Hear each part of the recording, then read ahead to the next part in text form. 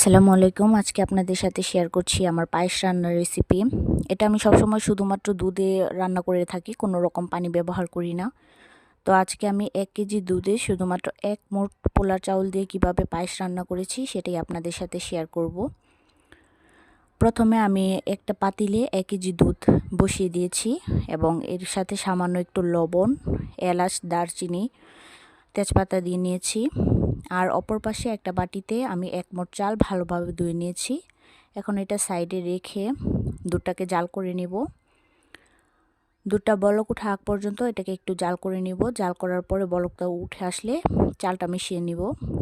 চাল দেওয়া হয়ে গেলে অনবরত এটাকে নাড়তে হবে। এটা কাছে বসে রান্না করতে হবে, নাহলে সাইড দিয়ে লেগে যাওয়ার সম্ভাবনা আছে। তো এটা একটু ভালোভাবে ঘন হয়ে আসলে চিনি দিয়ে নেব।